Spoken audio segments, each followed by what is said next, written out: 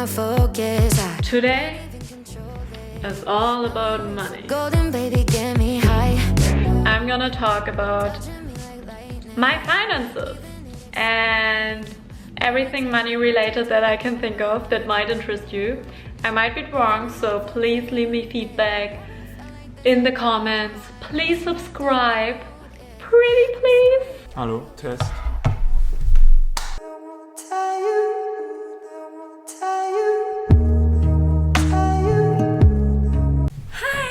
Hi! I love money. Who doesn't? I studied finance. I wanted to work in investment banking. In fact, it was my biggest dream. And there is this negative stigma around money. And I just don't believe in it because I think money is an accelerator. Whatever you already are, you become more of it with money.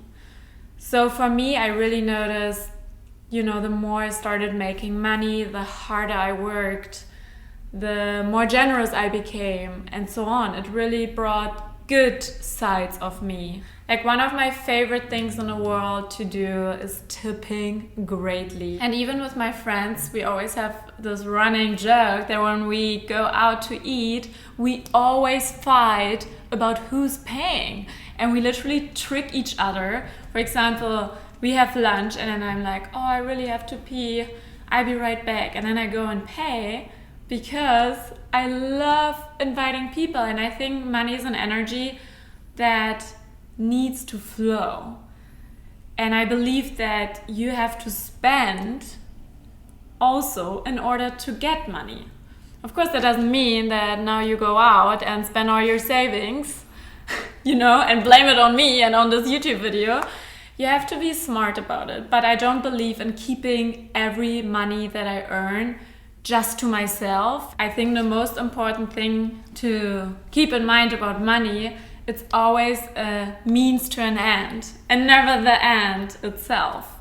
So why do you want to have money? What's your goal that money can help you with? Remember when I studied and in my final year, I walked around and told everybody my starting salary will be 60K a year.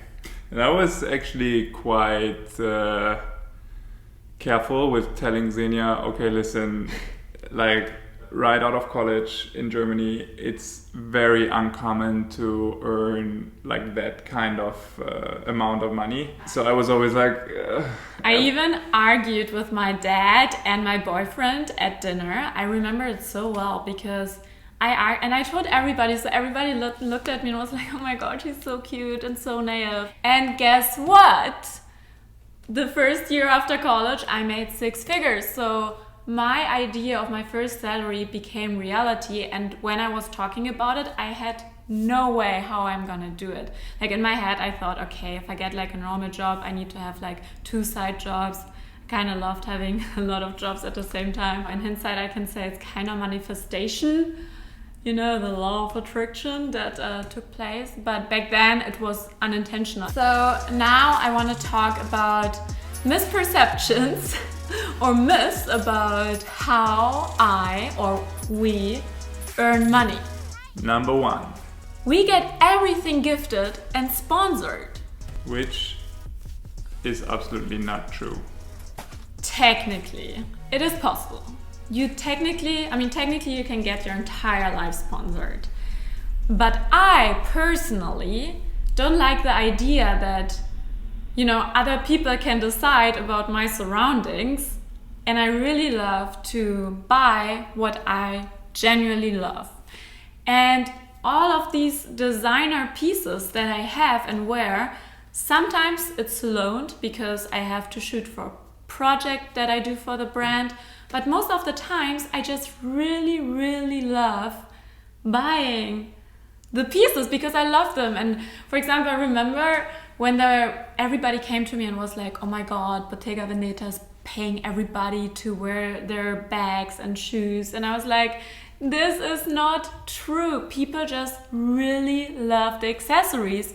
And that's why it was so successful. And it was more like a coincidence that all the influencers word. But you can also see among influencers, there are certain trends where everybody buys the same thing. And even if it's a brand that I work with, for example, I have paid projects with Prada, Valentino, Louis Vuitton, but I still spend money on them. So it doesn't mean that everything is gifted. Even with hotels, it's so funny because so many people ask me, like my friends, they ask me, oh, you should write this hotel, request this hotel. And yes, sometimes I do hotel collaborations, but most of the times I pay for everything.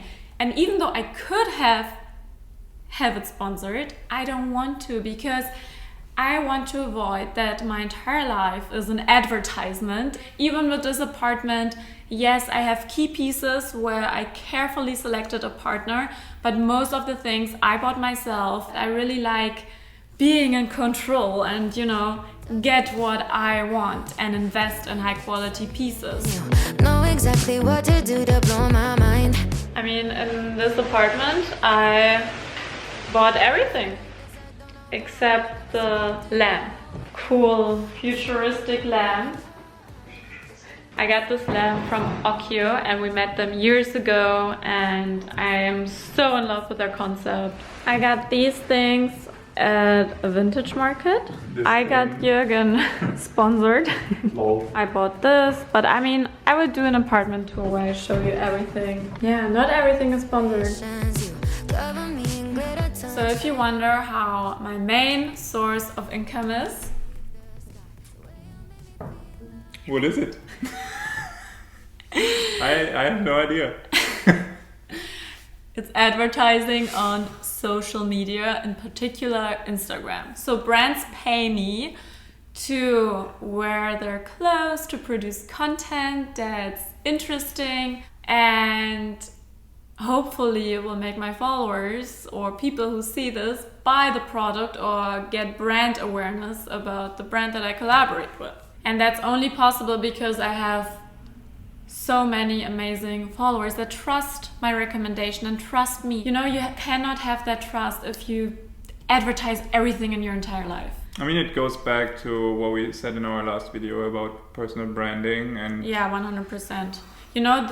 Everything you advertise is part of your personal branding, and why I'm not against commercial ads.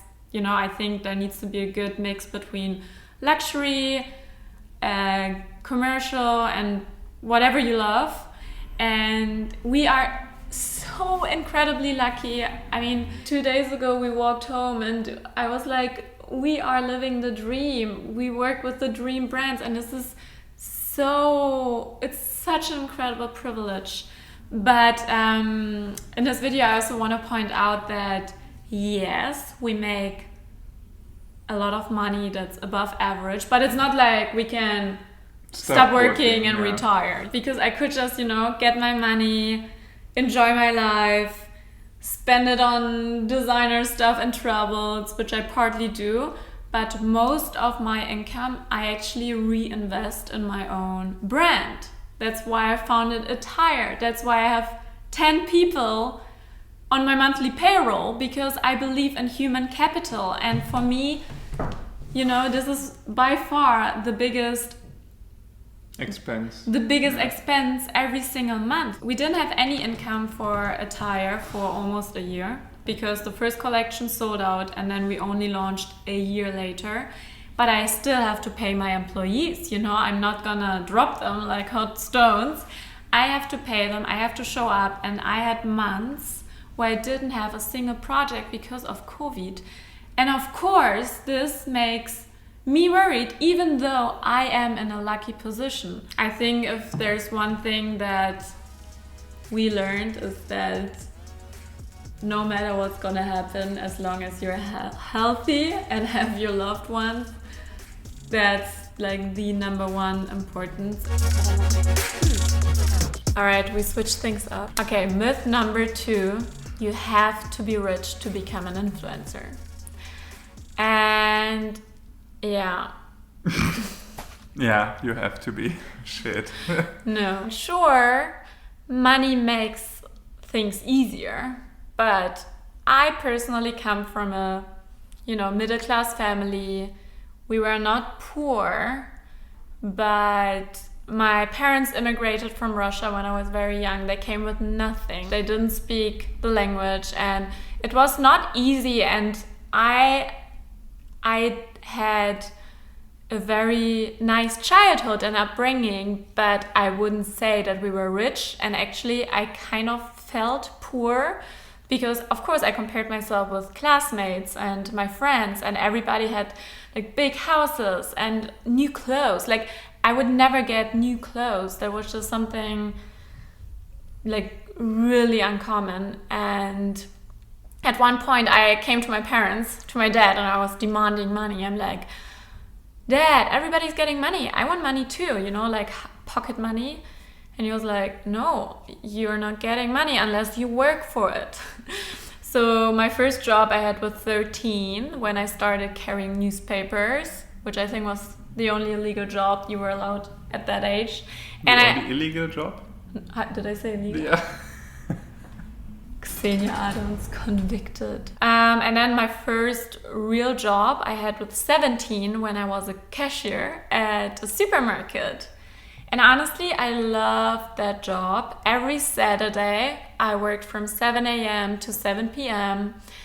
and I learned so much. And even though it was such a long time ago, I still remember that there are people who never looked me in the eye, and I thought it's so rude. So the thing that I still remember from the job, I told myself, no matter where you buy, no matter where you go, always look people in the eye, always say hello, thank you, bye. You know, very, very simple things, but they're really important, and it's really important to be kind. So, you know, if you think you don't have enough money to do this or that, I can tell you it's really a matter of creativity, really. You know, there's so many little ways to earn money. And one of the people that I hired, she applied for a job that I wasn't even looking for. She just messaged me and was like, hey, I noticed you wanted to do this and that, and I haven't seen anything yet. Is there a way that I can help you with? And I ended up hiring her, even though I wasn't looking for that position, because she was bold enough to ask. You know, there's always a way to add some kind of side hustle that can give you more resources to earn money. Let's say you want to dress better, but you say you don't have money. I mean, my assistant is the best example that you don't need a lot of money to look really fucking cool. He only buys vintage. Like, he has the coolest stuff, and sometimes he comes to the office and I'm like, oh my god, this look is so epic. And he's like, pants 5 euros, top 3 euros, belt 2 euros. And I'm like, so, you know, I mean, vintage stores I think are such a great way to shop affordable items. And the coolest thing is actually that it's kind of unique, because no one will probably find the same piece on another vintage store again. Exactly. Another way to show more clothes or wear more things is to share with your friends. You know, back in the days when I went partying with my girlfriends, or we would go to a day thing and we would hang out, we would always loan each other clothes. And it's so fun because it's your closet times 2. And then I think there's a lot of companies that actually loan clothes. Yeah, for example, Rent the Runway is a very big one. I really believe in investing in high quality everyday pieces. Like, that's a no-brainer. But when it comes to these like very unique pieces, you know, it makes so much sense to rent. And for me, for my work as an influencer, I loan stuff from brands all the time. Sky turns gray. All right, another change of scenery, because we want to keep things interesting. And now we're gonna talk about the financial structure of the company. And you're gonna, our CFO, the master of finances. I pretend to be. Yeah, even though I love finances, somehow this ended up being your task. So, Jürgen, do you want to tell us about the financial structure? Of course.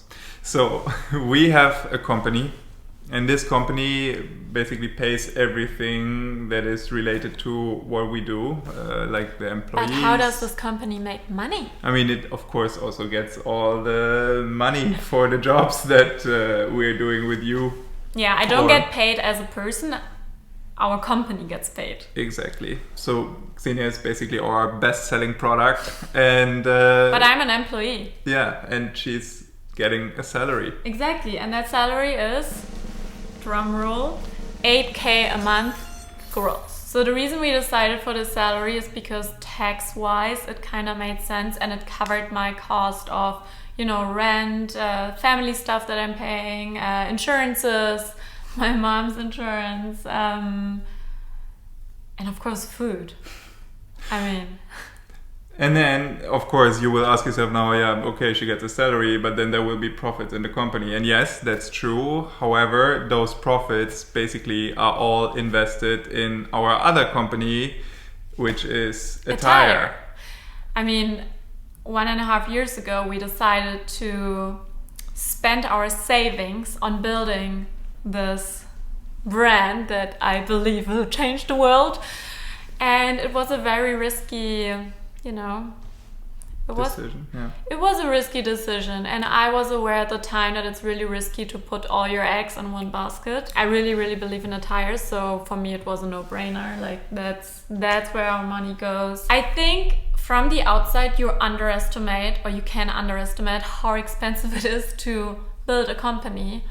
Or a fashion brand. Yeah, especially a fashion brand. You know, when I started a brand, I didn't realize how big the investment sum is to produce a collection, because there's so much more than just a collection. First of all, you need start capital to, you know, found a company.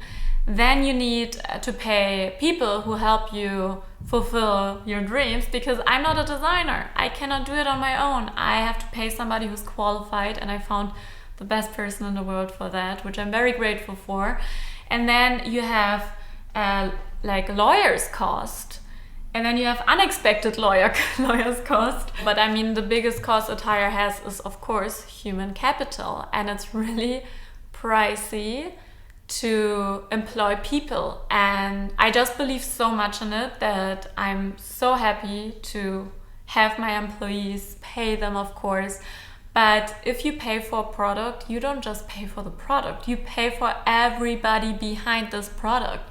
And then there's other costs like the office cost. And you know, our office is so incredible, but we could have never been able to afford it. You know, because of the pandemic, there was nobody renting the space, and we got so lucky with the final budget or the final rent we pay for this office. We were also smart with other things. For example, the couch that we have, it's so impressive, but it was actually a showpiece. So I really try to be smart with the money I spend with attire. And what's so important to me to say, because attire is separate from what I do as an influencer. I personally invested my savings in attire, and I keep investing in attire. It's not like, you know, the company is at break even or profitable. It's not profitable yet, but I never ever paid myself salary from attire, simply because we cannot afford to take out money from attire. I mean, our 2 launches that we've had so far were super successful. You guys are incredible for supporting us, but despite the success, we're still not profitable. I mean, for me, every single cent I earn as an influencer is just a means to an end to really make attire big one day. Guys, thank you so much for watching. I hope this was informative. Even though I didn't have too much to say. Your presence is what matters. Leave questions, suggestions and everything in the comments. You know, every hour after I publish a video, I'm always replying to the comments, so see you in the comment section. And don't forget to subscribe. So rude, because she doesn't care about money. This one doesn't care about money. This one does only care about little rap.